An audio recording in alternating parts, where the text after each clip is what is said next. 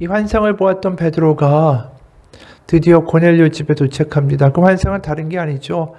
바로 율법에서 금한 그 동물들, 음식들이 그 하늘에서 보자기에 쌓여 내려오는 것을 보고 내가 먹을 수 없습니다 라고 이제 그 이야기를 했고, 하나님이 정하게 하신 것은 네가 속되다 하지 말라 라는 말씀을 듣게 되고, 이게 무슨 뜻인가 궁금해하던 차에 바로 고넬료 역시 환상을 보고 베드로를 청하라 라는 말을 들었습니다. 그래서 베드로가 고넬료가 보낸 종들을 따라 지금 고넬료가 거하고 있는 가이사랴에 도착을 한 것이죠. 이 가이사랴에는 총독의 공관이 있었습니다. 그리고 우리가 익히 본 대로 고넬료는 이달리아라고 하는 부대의 백부장이었습니다. 그러니까 총독을 지키고 있고 총독의 관저에 직속 부대로 있는 사람이라는 거죠. 그것은 뭘 의미합니까? 백부장이지만 굉장히 핵심 요직에 있는 백부장이다라는 뜻이에요. 바로 그 백부장이 지금 베드로가 들어오자마자 하던 행동이 뭐냐 하면 25절입니다. 베드로가 들어올 때 고넬료가 맞아 발 앞에 엎드려 절하니. 이 자세는 뭐냐 하면 굉장히 높은 고관이나 황제나 아주 높은 사람이 등장했을 때 그를 맞아들이면서 인사할 때 어떻게 하냐면 머리를 숙이고 그에게 얼굴을 직접 보이는 것이 아니죠. 완전한 굴종과 복종을 의미합니다. 엎드려서 자신의 얼굴을 그대로 숙이는 것. 그러면 그 자세를 바라본 그 높은 사람, 지위가 굉장히 높은 사람이죠. 그 사람은 보통 그 상대방에게 그의 얼굴을 이렇게 들어주면서 그를 맞이해주고, 그러면서 이제 서로 간의 인사가 이루어지는 것입니다.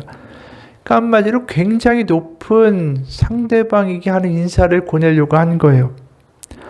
바로 이 고넬료가, 바로 베드로가 주의 사자다라고 이제 인식을 한 거죠. 주라고 하면 다른 게 주가 아닙니까? 아닙니다. 그 당시 큐리오스라고 부르는 헬라어는 바로 황제에게 쓰이는 전형적인 표현이었어요. 그러니까 이 주가 되는 분의 사자니까 그렇게 대우를 한 것인데 베드로가 뭐라고 얘기합니까? 나도 사람이다 라고 이제 이야기를 하는 거예요.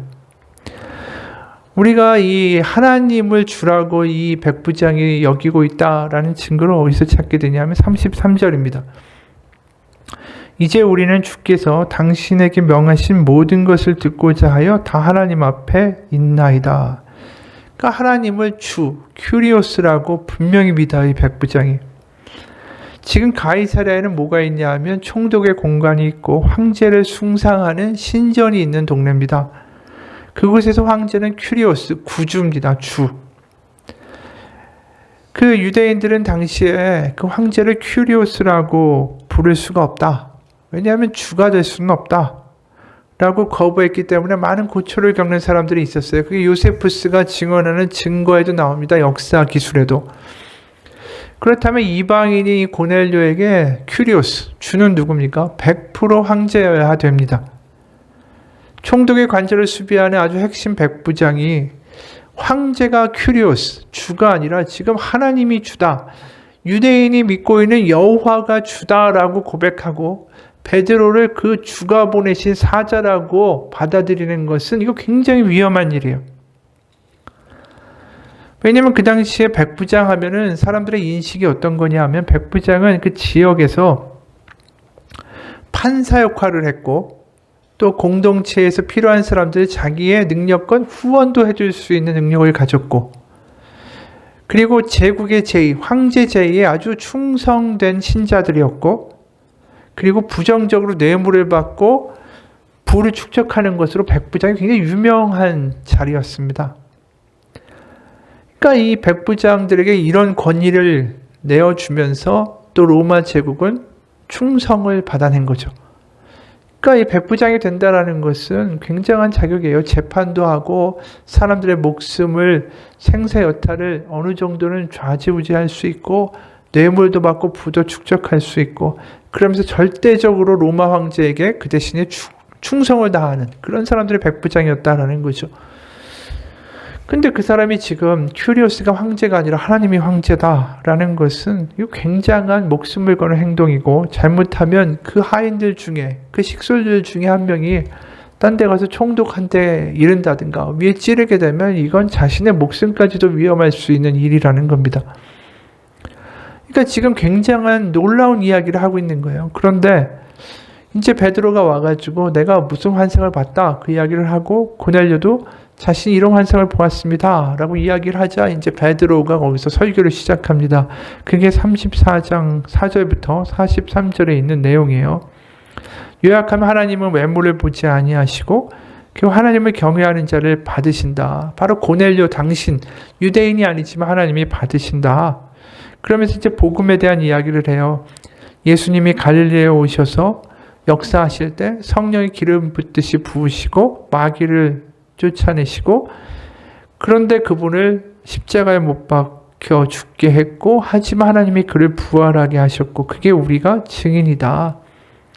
그리고 그것은 우리의 증인뿐이 아니라 구약에서 이미 말한 대로 43절처럼 모든 선지자가 증언한 것이다. 그를 믿는 사람이 다 그의 이름을 힘입어 죄사함을 받는다 라고 선지자가 이야기한 바 그대로 이루어진 것이다 라고 이제 이야기를 해줍니다.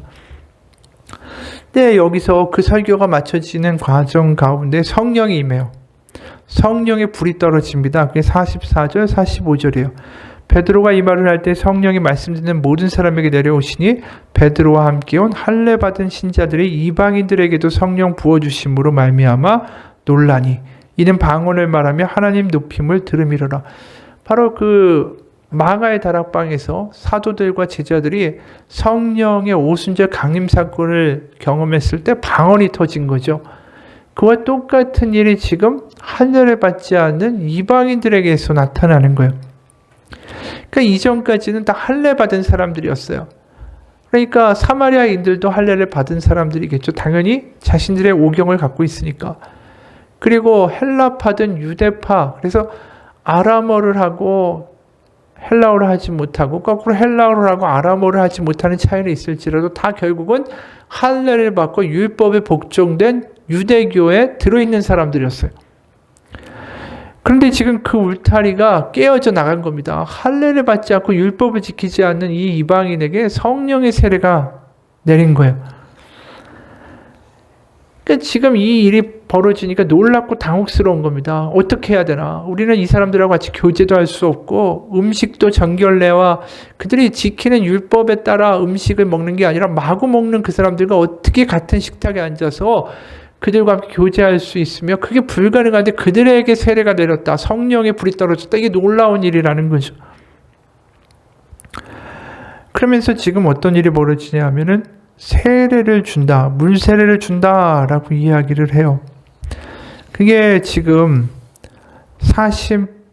47절이죠. 이에 베드로가 이르되 이 사람들이 우리와 같이 성령을 받았으니 누가 능히 물로 세례 베품을 금하리요. 이것도 굉장히 파격적인 이야기를 하는 거예요. 왜냐하면 지금 성령 세례는 하나님이 주신 거니까 일방적인 거죠. 근데 문제는 그 나타난 현상에 대해서 과연 어떻게 대응하는가는 인간의 문제가 되는 것입니다. 근데 이 베드로가 어떻게 받아들이냐 하면 대응이 세례를 주는 거예요. 물 세례를. 그러니까 성령 세례와 물 세례가 과연 무슨 차이가 있느냐라는 그 이야기를 떠나서 성령이 이미 임하셨기 때문에 바로 자신은 저들을 우리 형제로 받아들인다라는 거예요. 그러니까 주의 만찬을 같이 하고 식탁에 같이 앉아서 우린 형제 자매라 하고 이야기하며 나눌 수 있는 존재로 그를 받아들인다라는 거예요. 공동체 안으로. 그러니까 그 이전까지의 공동체 뭡니까? 서로 그 사도들 앞에다가 물질을 바치고 서로 부족함이 없이 나누고 같이 성찬을 하고 떡을 떼고 기도를 하는 그러한 관계들. 같이 밥을 먹는다라는 거예요. 옛날에는 성찬이 따로 있는 게 아니라 같이 모여서 기도하고 예배하면서 성찬도 하고 식사도 같이 하고 이게 다 한꺼번에 이루어진 거죠. 그런데 그 울타리 안으로 이방인을 지금 받아들이는 겁니다. 그러니까 바로 이방인이 같은 식탁에 앉을 수 있는 사람이 되어버렸고 우리 형제 자매가 되어버린 거예요. 그러니까 이게 지금 예루살렘 교회에 있던 그 성도들에게는 굉장히 충격적인 일이 벌어진 겁니다. 지금 이 광경을 보는 사람들은 성령이 내림으로 그것을 인정할 수밖에 없지만 그것을 보지 못한 예루살렘에 있는 사도들과 그 리더들에게는 굉장히 심각한 도전이 될 수 있는 문제예요. 율법과 복음의 관계가 부각되기 시작하는 거죠. 율법에 따르면, 그러니까 여태까지 율법을 지키면서 하나님의 성령을 체험하고 예수 그리스도를 따르는 사람들이었다면 이제 율법을 전혀 모르는데 예수님을 따라 하나님을 따라가는 사람들이 생겨나기 시작한 거예요. 그러니까 율법과 복음의 관계가 부딪히기 시작하는 거죠. 그 이전까지는 유대교에 있었기 때문에 율법을 지키면서 그 예수 그리스도를 따라가는 것이 당연한 거라고 믿었어요. 그런데 문제는 율법이 없어도 복음만으로 하나님의 자녀가 되고 구원을 받는 것이 가능한가? 이 문제가 대두되는 겁니다. 그러니까 이게 유대교에 따른 유대인의 메시아가 아니라 모든 인의 메시아가 돼버리면서 울타리를 깨고 율법 없이도 복음으로만 구원을 받을 수 있는가? 그게 사도행전 15장에 나오는 예루살렘 공의회가 열리는 거예요. 이 문제가 고넬료로 말미암아 이제 터져 나오면서 정말 복음을 영접하고 그의 이름으로 세례 받음으로 율법은 지키지 않아도 할례를 안 받아도 그는 하나님의 백성이 우리 형제가 될 수 있는가? 그래서 예루살렘 공의회에서 많은 일이 있었어요. 그래서 15장, 사도행전 15장 7절 이하를 보면 많은 변론이 있은 후에 이 토론이 있고 쟁론이 있었던 거죠. 베드로가 일어나 말하되 형제들아 너희도 알거니와 하나님이 이방인들로 내 입에서 복음의 말씀을 들어 믿게 하시려고 오래전부터 너희 가운데서 나를 택하시고 또 마음을 아신 하나님이 우리에게와 같이 그들에게도 성령을 주어 증언하시고 믿음으로 그들의 마음을 깨끗게 하사 그들이나 우리나 차별하지 아니하셨느니라. 이게 지금 고넬료 집에서 경험한 것을 그대로 사람들에게 다시 한번 이야기하는 거예요. 바로 이 고넬료에게 일어난 성령의 역사는 놀라운 신호탄입니다. 드디어 이방인에게로 믿음으로 말미암아 의롭게 되고 복음으로 구원받는 하나님의 역사가 시작된 거예요.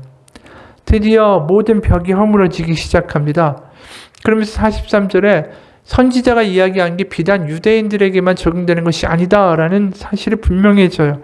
43절에 그에 대하여 모든 선지자도 분명하되 그를 믿는 사람들이 다, 그러니까 모든 사람들이 그의 이름을 힘입어 죄사함을 받는다 하였느니라. 그러니까 예수 그리스도의 이름을 믿는 모든 자들이 죄사함을 받는다. 그래서 지금 고넬료도 결국 예수 그리스도 복음을 받아들이고 죄사함을 받았다. 이 이야기예요. 그럼 죄사함이라는 게 구체적으로 어떤 죄를 가리킨다라는 표현보다는 사하다라는 뜻이 아페시스라는 헬라어입니다. 아페시스는 무엇으로부터 자유케 되어지다, 해방을 맡다, 노아지다라는 뜻이에요. 더 엄격하게 말하면 어떤 법적인 어떤 채무나 형벌로부터 노임을 받고 자유를 얻는다라는 뜻이에요. 그러니까 결국은 이게 죄사함이다라는 용어로 굳어지기보다는 바로 그의 이름을 믿는 자에게 자유와 종이나 어떤 속박으로부터 해방케 되는 역사가 있게 되었다라는 뜻이에요. 그러니까 예수님을 믿게 되면 해방이 일어나고 자유가 얻어진다. 그게 누가복음에 나와 있는 4장의 말씀이잖아요. 바로 예수님이 그 사역을 시작하시면서 이사야의 글을 펴서 읽으시는데 주의 성령이 내게 임하셨으니 이는 가난한 자에게 복음을 전하게 하시려고 내게 기름을 부으시고 나를 보내사 포로된 자에게 자유를 눈먼 자에게 다시 보게 함을 전파하며 눌린 자를 자유롭게 하고 주의 은혜를 전파하게 하려 하심이라. 그게 뭐예요? 이게 자유를 주고 풀어주고 은혜를 선포하는 것이 하나님의 아들 예수 그리스도의 사역의 핵심이다라는 거예요. 바로 자유케 하는 것. 그럼 과연 우리는 어디에 속박되어 있는데 자유를 이야기할까? 그게 오늘 본문의 38절에 보면 이렇게 말씀해요. 하나님이 나사렛 예수에게 성령과 능력을 기름 붓듯 하셨음에 그가 두루 다니시며 선한 일을 행하시고 마귀에게 눌린 모든 사람을 고치셨으니 이는 하나님이 함께 하셨습니다.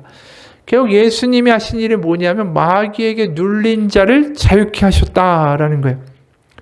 결국 마귀와 사탄의 손아귀로부터 우리의 소속을 바꾸어 하나님의 자녀로 옮기셨다.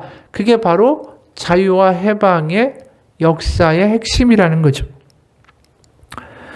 우리가 누가복음에 보면 그러기 때문에 이 사탄에 대한 이야기가 굉장히 많이 나와요. 누가복음 4장 13절을 보면 마귀가 모든 시험을 다 한 후에 얼마 동안 떠나니라. 이게 누구에 대한 시험이냐면 예수님을 시험하고 있다가 마귀가 떠났다라는 거예요. 근데 완전히 떠난 게 아니라 얼마 동안 떠났다라고 기록해요. 그 얘기는 뭐냐면 마귀가 다시 돌아온다라는 거죠. 그래서 누가복음 계속 읽다 보면 누가복음 10장 18절에 예수께서 이르시되 사탄이 하늘로부터 번개같이 떨어지는 것을 내가 보았노라. 그리고 누가복음 13장 16절 18해 동안 사탄에게 매임받은 그 아브라함의 딸을 안식일에 이 매임에서 푸는 것이 합당하지 아니하냐. 그렇죠. 누가복음 22장 3절 보면 열둘 중에 하나인 가룟인이라고 부르는 유다에게 사탄이 들어가니. 누가복음 22장 31절 보면 시몬아 시몬아 보라 사탄이 너희를 밀가 부르듯 하려고 요구하였으나. 그러니까 지금 계속해서 사탄이 묶어대고 주저앉히고 누르는 역사들이 그 주변 가운데 다 있다라는 거예요. 그리고 겟세마네에서 기도하실 때도 이런 말씀하셨죠. 어찌하여 자느냐? 시험에 들지 않게 일어나 기도하라. 그러니까 이게 지금 사탄의 역사가 예수님의 그 생애 가운데 계속해서 그 주변 가운데에 있는 거예요. 다시 말해서 사탄에 눌려 있고 죄의 그 굴레 가운데 속박되어 있는 이들을 자유케 하시는 하나님의 역사, 바로 이 예수님의 사역을 사탄이 충돌하고 있는 거죠. 방해하고 있는 거예요. 그래서 이게 초대교회에도 또 나옵니다. 사탄의 이야기가. 우리가 사도행전 5장 3절을 보면 아나니아와 삽비라가 나와요. 그들이 모든 것을 다 바쳤다라고 이제 거짓말을 하죠. 땅을 팔고 남은 돈을 뒤에다가 자기가 숨겨놓고. 그때 베드로가 이렇게 얘기합니다. 땅을 판 후에도 너의 마음을 어떻게 할 수 없더냐? 어찌하여 이 일을 내 마음에 두었느냐? 이게 5장 4절이에요. 사람에게 거짓말한 것이 아니라 하나님께로다 라고 이야기하고 5장 3절에 보면 이 모든 거짓말한 이유를 뭐라고 얘기합니까? 어찌하여 사탄이 네 마음에 가득하여 네가 성령을 속이고 땅값 얼마를 감추었느냐. 결국 이게 분명하죠. 성령, 하나님께 속했느냐 사탄에 속했느냐. 또 분명히 하나님으로 말미암아 자유로워져서 이제 하나님께 속한 자인데 왜 사탄에게 속한 자로서의 짓을 하느냐 이 이야기예요. 네가 자유케 된 자인데 왜 죄와 사탄의 종노릇을 하느냐. 바로 하나님이 우리를 자유케 하신 거죠.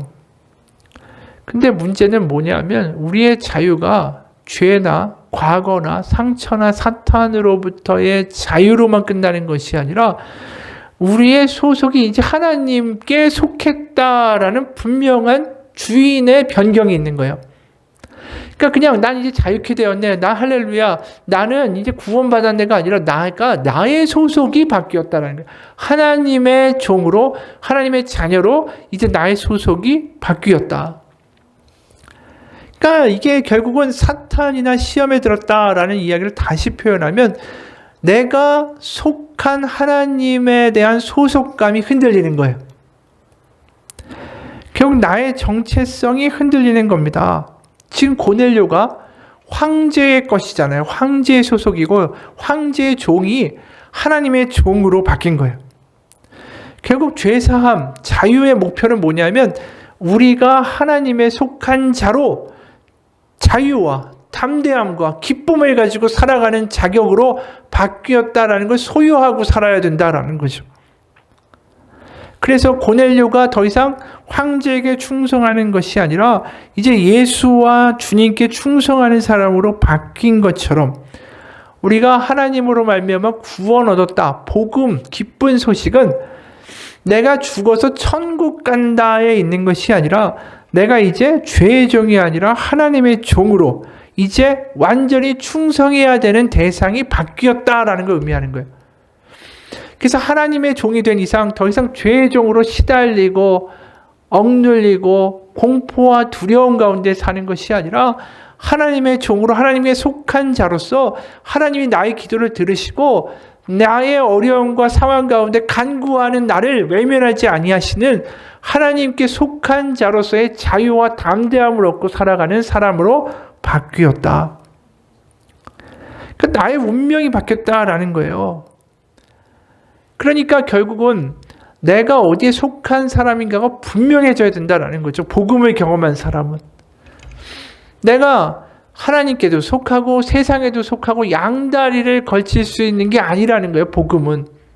거꾸로 말하면 복음은 나를 온전하게 한 곳에 속하도록 나를 던지는 것이 복음을 영접한 사람의 결과라는 거죠. 그러니까 지금 고넬료가 양다리를 걸치는 게 아니잖아요. 고넬료는 굉장히 위험한 짓을 하고 있는 거예요. 세상으로 보면. 아까 말한 대로 종 중에 하나가 찌르기만 해도 그는 죽을 수 있는 엄청난 중죄를 범하고 있는 겁니다. 게다가 지금 36절에 보면 이런 이야기가 나와요. 만유의 주 되신 예수 그리스도로 말미암아 화평의 복음을 전하사. 이 단어가 지금 베드로의 입에서 나오긴 하지만 굉장히 놀랍고 혁명적인 이야기예요. 만유의 주, 만유의 큐리오스가 누굽니까? 황제가 아니라 바로 예수 그리스도다. 그 다음에 화평의 복음이래요. 그냥 복음이 아니라 화평의 복음. 이게 전에도 여러 번 얘기했지만 로마의 가장 강력한 슬로건이 팍스 로마나예요. 로마가 만들어낸 평화. 그러니까 로마가 그 당시에 수없는 국지전들을 다 제압하고 100년 동안의 전쟁이 없는 세상을 만들었는데 그게 누가 가져다 준 것이냐? 바로 황제가 이루어낸 평화. 로마의 평화가 아니라 지금 예수 그리스도가 가져온 평화의 기쁜 소식. 그러니까 지금 여기 나와 있는 만유라는 표현, 주라는 표현, 화평이라는 표현, 복음이라는 표현, 복음도 유앙겔리온이라는 거죠. 이것도 황제에게 쓰였던 말이니까. 이게 완전히 황제가 만들어낸 로마의 세상을 뒤집는 혁명적인 발언을 한 거예요. 그러니까 다시 말해서 세상에 속한 자, 세상의 종이었던 이를 풀어 해방시켜 하나님의 종으로 만든 역사. 이게 지금 성령의 역사라는 거예요. 결국 다시 이야기하면 우리가 시험에 들고 문제가 생기기 시작한다라는 이야기는 뭡니까? 나의 소속감이 흔들리는 거예요. 내가 하나님의 자녀고 자유의 종이다라는 게 흔들리기 시작하면 그때부터 어떤 일이 벌어집니까? 내가 다른 사람의 눈치를 보게 되는 거예요. 담대함이 사라지고 그리고 내가 나의 삶을 책임져야 되는 일이 벌어지는 겁니다. 세상에 조금 그래요. 왜? 내가 나를 안 돌보면 나는 죽으니까. 나의 안전과 미래를 내가 어떻게든 담보해야 되고 책임져야 되고 사람에게 굴종해야 되고 나의 운명에 대해서 걱정해야 되니까 그게 세상의 종이에요. 그러니까 당연히 믿는 구석이 사라지면 돈이나 다른 사람이나 그 무언가를 의지하지 않으면 안 됩니다. 아나니아 삽비라가 왜 사탄이 가득했냐? 세상의 종이냐? 라는 이야기를 들었냐 하면 그가 돈을 다 바쳤다라고 뒤에서 챙겨 놓으면서 마음 가운데 뭘 가지고 있었습니까? 내가 나의 삶을 책임져야 된다. 내가 무슨 일이 있을지도 모르는데 내가 책임져야 되고 내가 잘 보충해 놨다가 무슨 일이 있으면 내가 굶어 죽지 말아야겠다. 그러니까 자신이 여전히 자신의 안위를 걱정하면서 세상 가운데 세상이 주는 것으로 먹고 세상의 것으로 걱정하는 세상의 종으로서의 삶을 포기하지 못한 거죠. 그러니까 이 자유의 종이다. 하나님의 종의 특징이 뭐예요? 지금 사도행전에서 나타나는 전형적인 하나님의 자녀로 해방된 자로 하나님께 속한 자로 하나님께 자신을 던지는 자들로서 나타나는 결과는 뭐냐 하면 나누는 거예요. 그들의 미래를 스스로 내가 걱정하지 않고 나의 미래가 나에게 달려있지 않음을 확신하고 그들이 있는 것들을 다 내어 서로 나누고 서로 교통하는 것이 끊이지 아니하였다. 그 이야기는 뭐냐면 내가 더 이상 나를 걱정하지 않고 이제 사랑할 자유, 나눠줄 자유, 베풀 수 있는 자유, 바로 그런 자유가 나에게 생겼다라는 거예요. 그들에게. 왜? 하나님이 책임지시니까. 그러니까 그들이 하나님의 자녀로 종으로서의 확신이 없고 그 안에 거하지 못하니까 뒤를 챙겨둔 거예요. 그러니까 사탄이 가득하고 여전히 왜 세상의 종으로 살아가고 있느냐. 하나님이 너의 아버지신 것을 믿지 못하느냐. 왜 어찌하여 그 믿음 없는 것 가지고 위장하며 하나님의 자녀라고 믿는 척하면서 교회에서 그런 일을 하느냐. 그게 베드로의 질책이라는 거예요. 그러니까 자신의 미래에 대해서는 여전히 걱정하면서 이제 교회에는 그래도 내가 죽으면 천국 가야지 보험 드는 심정으로 그냥 남들이 교회에 나가니까 뭔가 불안하니까 그냥 교회에 나오는 것. 그것은 자신의 정체성이 분명하지 않은 거예요. 그러니까 교회를 다녀도 그게 기쁨과 담대함과 내가 줄 수 있는 사람으로, 줄 수 있는 자유를 경험한 자로 살아갈 수가 없는 거죠. 걱정하고 미래에 대한 염려가 여전하니까. 그러니까 복음은 내가 죽으면 천국 간다가 아니라 나의 소속이 바뀌는 거예요. 내가 줄 수 있는 사람으로 바뀌는 거예요. 왜? 하나님 때문에. 바로 우리가 더 이상 세상과 마귀의 종이 아니라 하나님 때문에 줄 수 있는 사람. 주기 위해서는 어떻게 해야 된다고요? 거꾸로 하나님에게 나를 던져야지 가능한 거예요. 고넬료는 자신을 하나님께 던집니다. 바로 그러기 때문에 자신이 분명히 하나님께 던진 삶을 사니까 그곳에 하나님의 분명한 은혜가 있는 거고, 그러다 보니까 성령의 역사도 당연히 일어날 수밖에 없는 거예요. 어떤 분이 이런 간증을 해요. 한쪽 눈이 실명된 자매가 있었습니다. 집회 때 열심히 말씀을 듣고 믿음으로 아멘하는 거 보게 됐습니다. 그런데 치유가 일어나지 않는 겁니다. 한 번은 집회를 마치고 지나가다가 그 자매하고 마주쳤는데 자매가 이렇게 얘기합니다. 저는 하나님께서 저를 치유해 주실 것을 정말로 믿고 집회에 참석하는데 왜 치유가 안 일어나는지 모르겠어요 라고 말했습니다. 갑작스러운 질문에 뭐라고 대답해야 될까 그러고 있었는데 갑자기 나도 모르게 이런 말이 흘러나왔습니다. 자매님, 당신을 주님께 정말로 드린 적이 없잖아요. 그저 하나님께서 치유해 주시기만을 기다렸을 뿐이잖아요. 이게 무심코 뱉은 말이지만 너무 심한 말 같아서 순간적으로 염려가 됐습니다. 그런데 놀랍게도 그 이야기를 듣고 그 자매가 눈물을 흘리기 시작했습니다. 그리고 맞아요 라고 한마디를 하고 그 자리를 떠나갔습니다. 저는 안도의 한숨을 쉬는 한편에 성령님께서 그 자매에게 뭔가 일을 하고 있으시다라는 그런 느낌을 받게 됐습니다. 다음날 그 자매로부터 연락이 왔습니다. 제 눈이 보이기 시작했습니다. 더 이상 무거운 짐을 지지 않을 거예요. 예수님께 다 드릴 거예요. 어제 해주신 그 말씀이 제 인생을 바꾸었습니다. 감사합니다. 그러니까 여전히 내가 세상의 종으로 살면서 내가 필요한 것만 하나님께 얻고자 하는 것이 아니라 나의 소속을 던짐으로 하나님이 그 가운데 역사하시는 것을 경험할 수 있는 하나님의 종으로서의 소속의 변화가 필요하다라는 거죠. 이 자매가 그냥 나는 그대로 있으면서 내가 필요한 것만 하나님께 얻겠다의 기도에 하나님 응답하신 게 아니에요. 그러니까 내 자신을 하나님께 던지고 이제 내가 하나님의 자녀로 내가 하나님의 소속이 되었다라는 확실한 소속의 변경에 그 기도를 드리고 자신을 던질 때 하나님이 그를 치유해 주시는 역사가 있는 거예요. 그러니까 육신의 치유뿐이 아니라 그의 삶의 자유와 해방을 경험케 하시는 거예요. 그러니까 우리가 육신과 기적의 체험이 중요한 게 아니라 우리의 삶이 이제 하나님께로 속한 자로 던지는 거, 그래서 그분 가운데 거하게 되는 역사가 결국 기적에 대한 궁극적인 목표라는 거죠. 그러면서 하나님의 아버지시기 때문에 고치시고 아버지시기 때문에 먹이시고 아버지시기 때문에 나를 인도해 가시는 것으로 믿음이 굳어지고 자라기 시작할 때 더 이상 내가 하나님께 뭔가 필요하기 때문에 얻기 위한 거래의 관계로 나가지 않는다라는 거예요. 바로 나의 주인이 바뀌는 거, 나의 소속이 바뀌는 거, 바로 그것이 복음의 놀라운 본질입니다. 그래서 오늘 하나님이 전부다, 이제 난 하나님에게 모든 것을 걸었다 라고 이야기하는 사람들이 고넬료고 베드로예요. 우리가 성경을 보다 보면 하나님의 살아계신과 하나님의 역사를 경험한 사람들이 위대한 사람들이 아닙니다. 세상의 기준으로 보면 뭐 뛰어나고 대단하고 그런 게 아니에요. 오히려 그들을 보게 되면 하나의 공통점이 있습니다. 하나님밖에 바라볼 수 없는 사람들. 하나님밖에 바라볼 곳이 없는 사람들. 그래서 하나님이 나의 전부이고 소망이고 나의 주가 되십니다.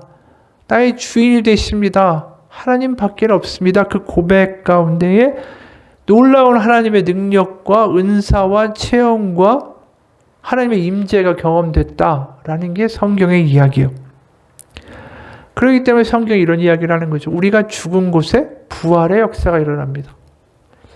그러니까 세상의 종으로서의 나의 정체성이 죽고 난 다음에 놀라운 하나님의 부활의 역사가 우리의 삶 가운데 일어납니다. 내가 세상에서 실패했을 때, 거꾸로 하나님의 역사와 하나님의 능력 가운데 살게 됐습니다. 바로 그 일이 벌어진다라는 거죠. 베드로의 유명한 말이 있지 않습니까? 사도행전 3장 6절을 보면 베드로가 이르되 은과 금은 내게 없거니와 내게 있는 이것을 내게 주노니 나사렛 예수 그리스도의 이름으로 일어나 걸으라. 이게 지금 뭐라고 해요? 은도 없고 금도 없고. 그런데 거꾸로 놀랍게 담대하게 선언하고 선포하는 삶을 살고 있죠. 왜냐하면 완전히 예수님께 자신이 사로잡히고 예수님께 자신을 던진 삶이기 때문에 더 놀라운 이야기를 하는 거예요. 바로 세상이 감당할 수 없는 기쁨과 자유를 경험하고 선언하는 거예요. 내가 이것도 없고 저것도 없지만 내가 가지고 있고 내가 사로잡힌 바대로 예수 그리스도의 이름으로 선언하노니 일어나 걸으라. 이게 바로 하나님께 속한 자의 자유고 담대함인 거예요. 그게 구약에도 있잖아요. 하박국 3장 17절, 18절, 19절. 우리가 아는 유명한 구절이죠. 비록 무화과 나무가 무성하지 못하며 포도나무에 열매가 없으며 감람나무에 소출이 없으며 밭에 먹을 것이 없으며 우리의 양이 없으며 외양간에 소가 없을지라도 나는 여호와로 말미암아 즐거워하며 나의 구원의 하나님으로 말미암아 기뻐하리로다. 주 여호와는 나의 힘이시라. 아까 베드로도 은과 금이 없다고 그랬잖아요. 하박국도 마찬가지예요. 양도 없고 감람나무도 없고 포도나무도 없고 외양간에 소도 없고 아무것도 없는 완전한 파산 가운데 나는 기뻐하리로다. 왜? 하나님이 나의 살아계신 주인이고 아버지시니까. 바로 자신을 그대로 던질 때에 역사가 일어난 거예요.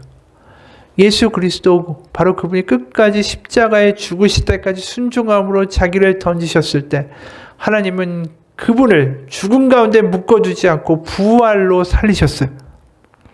바로 복음의 이야기는 그 얘기입니다. 하나님께 나를 걸고 하나님을 끝까지 믿고 자신을 던지는 사람은 결코 망하지 않는다. 그게 부활의 이야기고 그게 성경의 이야기예요. 그리고 그 삶 가운데 버틸 수 있는 힘, 바로 성령이 우리 가운데 오셔서 감동을 주시고 하나님을 끝까지 믿고 나아갈 수 있는 힘으로 우리 가운데 보증되고 확증되어 주시는 거죠. 그래서 오늘 보면 결론이래요. 고넬료도 자신을 던진 사람이고요. 베드로도 자신을 하나님께 던진 사람들이에요. 고넬료 자신이 이런 고백을 하고 이렇게 살아갈 때 앞으로 이렇게 어떻게 될지, 어떤 위험이 올지, 자기가 여태까지 쌓아놓던 모든 것이 무너지지 않을지 이런 걱정이 아니에요. 하나님께 던지는 거죠. 베드로도 마찬가지예요. 이렇게 이 사람을 세례를 주고 받아들일 때 무슨 일이 일어날까? 앞으로 그것 때문에 비난을 받지 않을까? 이런 것도 없어요. 그냥 하나님께 자신을 던지니까 하나님이 인도하시는 대로 따라가는 거죠. 바로 하나님께 던진 사람들 사이에서 놀라운 역사가 일어나는 거예요. 바로 로마라는 제국의 평화라는 거짓과 위선과 허울 좋은, 결국은 지금 로마가 뭐가 남아있습니까? 아무것도 없이 다 무너졌잖아요. 결국 그 거짓의 세상에서 자유케 되고, 바로 지금도 그 당시에 완전히 망할 것 같고 어떻게 보면 순교시키고 죽여버리면 없어질 것 같은 기독교가 전 세계에 퍼져가는 놀라운 역사가 있었잖아요. 로마는 망했는데 예수 그리스도의 복음은 땅끝까지 전해지는 놀라운 역사가 우리가 보게 되는 증거 아닙니까? 결국은 세상의 종이 아니라 하나님의 종이 된 자가 결국은 승리하리라. 그게 오늘 말씀의 핵심이에요. 우리의 삶이 지금 코로나 때문에 굉장히 어렵습니다. 힘들기도 하고요.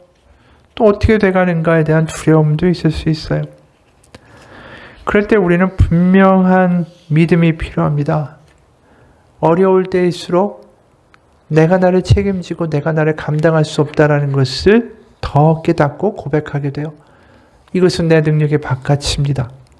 바로 그럴 때 우리는 분명하게 믿음으로 선택하여 나를 던지지 않으면 안 된다라는 것을 경험하게 되죠. 지금이 바로 우리를 하나님께 던질 때예요. 하나님밖에 없습니다. 나는 하나님께 속한 자입니다. 하나님이 나의, 예수 그리스도가 나의 진정한 주인입니다. 그 고백이 우리 가운데 필요한 때입니다. 그 고백을 가지고 살아가면 분명히 하나님이 책임지시고 우리를 바꾸시는 역사가 있어요. 그동안 내가 필요한 것을 얻기 위해서 하나님을 믿었다면 이젠 필요한 게 아니라 내 자신을 주님께 던져보는 믿음의 도전이 지금 바로 이때입니다. 그래서 기도하고 예배하고 우리의 삶의 순간순간마다 하나님밖에 없습니다. 하나님에게 속한 자입니다. 하나님은 나의 주인이십니다. 더 이상 나는 세상에 속한 자가 아니라 하나님의 것입니다. 그 고백이 우리의 삶 가운데 계속해서 고백되는 삶이 되기 원합니다. 그게 코로나를 이길 수 있는 믿음이에요. 결국 하나님이 하나님의 때에 우리의 부족한 것들을 채워가실 겁니다. 그리고 하나님의 살아계심을 나중에 간증케 하실 거예요. 어느 전도사님의 사모님이 있었습니다. 이분이 새벽 3시에 신생아실을 찾게 됐어요. 그러니까 신생아실에서 물었습니다. 무슨 일로 오셨어요? 새벽에. 아기가 울음을 멈추질 않아요. 아무리 해도 달래지지가 않고 어떻게 해야 될지 몰라서 왔어요. 이 간호사는 나를 쳐다보더니 분유가 담긴 젖병을 딸에게 물렸다. 그러자 딸은 바로 이거였어라는 듯이 정신없이 먹기 시작했다. 아기가 배가 많이 고팠던 것 같은데요. 아기가 하루 종일 뭘 먹었죠? 제 모유요. 엄마의 젖의 양이 얼마나 되는지 한번 봐요. 간호사가 유축기로 젖을 짜주었는데 내 젖 양은 젖병 밑바닥도 채우지 못하는 정도였다. 아니 엄마 이 정도의 젖양으로 계속 젖만 물렸던 거예요? 네. 집에 분유와 젖병은 있어요? 아니요. 뭐 이런 엄마가 다 있냐는 듯이 쳐다보더니 앞으로 어떻게 애를 키우겠느냐 불쌍한 눈빛으로 나에게 말했다. 오늘 밤은 넘길 수 있도록 분유와 젖병을 드릴게요. 내일 날이 밝으면 더 사서 젖양이 많아질 때까지 보충해서 같이 먹이세요. 애 고생시키지 말고. 네, 감사합니다. 바보 같은 엄마는 그렇게 젖병 하나를 얻어서 집으로 돌아왔다. 26살의 꽃다운 나이, 나는 3년 동안 교제했던 전도사 남편과 결혼했다. 유난히 뜨거웠던 여름날 결혼식을 올렸다. 그 후 한 달 만에 나는 임신이 되어 다음해 여름에 첫 딸을 낳았다. 산후조리를 위해 대구집에서 부산 친정으로 갔다. 출산 준비를 위해 내가 준비한 것은 베네 쪼고리 몇 벌과 속삭여 천 기저귀와 종이 기저귀, 물티슈 외에 주변에서 얻은 몇 가지가 거의 전부였다. 무엇이 필요할까 생각했을 때 아기가 울면 자연스럽게 젖을 울리는 나와 배불리 젖을 먹고 평화롭게 잠든 아기를 상상했기에 젖병과 분유는 필요한 준비물이 아니었다. 자연분만으로 첫 딸을 낳고 입원이 끝나고 친정집으로 와서 1시간마다 아기가 울 때마다 나는 젖을 물렸다. 그렇게 그날을 보내고 새벽 2시가 되었는데 아기가 참지 못하겠듯이 울기 시작했고 젖도 거부하고 누가 안아줘도 얼러줘도 울음을 그치지 않고 그래서 결국 행여나 걱정 가운데 응급실로 새벽 3시에 향했던 것이다. 그리고 결국 얻은 것은 배불리 먹을 수 있는 분유가 담긴 젖병이었다. 그리고 아이가 모유가 부족해서 그런지 얼굴에 황달이 있는 것 같다라고 황달 검사를 하러 오라고 했다. 그리고 황달 수치가 높아서 치료를 받게 되었다. 결국 하나님의 은혜 가운데 딸은 건강해서 무사히 퇴원했다. 퇴원한 딸에게 전몸살로 고생했던 젖을 먹였는데 빨기를 거부하고 그 외에도 젖을 거부하는 일이 많았다. 젖을 물리다가 울면은 분유를 주고 그러기를 반복하던 그때 눈물로 부르던 찬양이 있었다. 전능하신 나의 주 하나님은 능치 못할 일 전혀 없네. 이 찬양이죠. 전능하신 나의 주 하나님은. 그래서 우리의 모든 간구도 우리의 모든 생각도 우리의 모든 꿈과 모든 소망도 신실하신 나의 주 하나님은 우리의 모든 괴로움 바꿀 수 있네. 불가능한 일 행하시고 죽은 자를 일으키시니 그를 이길 자 아무도 없네. 주의 말씀 의지하여 깊은 곳에 금을 던져 오늘 그가 놀라운 일을 이루시는 것을 보라. 주의 말씀 의지하여 믿음으로 금을 던져 믿는 자에게 능치 못함 없네. 이 찬양을 부르면서 주님께 눈물로 기도했다. 하나님, 저희 80만 원 세라비로 생활하는 거 아시죠? 딸이 젖을 먹으면 분유값 하나도 안 들이고 아이를 키울 수 있어요. 그리고 제가 잘은 모르지만 모유가 아이한테도 제일 좋대. 하나님 도와주세요. 제 전양도 아이가 잘 먹을 만큼 많아지게 해주시고 딸도 젖을 거부하지 않고 잘 먹게 해주세요. 이 젊은 바보 엄마가 눈물을 흘리며 이 찬양을 믿음으로 고백하고 기도하고 하나님은 결국 그런 나를 버려두지 않으셨다. 그 당시 함께 계시던 부교육자로 계시던 강사모님을 하나님 붙여주셨고 매일같이 서울에서 부산에 있는 나에게 전화해 주시고 이야기해 주시고 격려해 주시고 기도해 주시고 충고해 주시고 그러면서 한 달이 지났고 젖병도 필요 없고 이제는 완전히 모유로 아이를 먹일 수 있게 됐다. 그러면서 자신이 경험한 이야기를 이렇게 해요.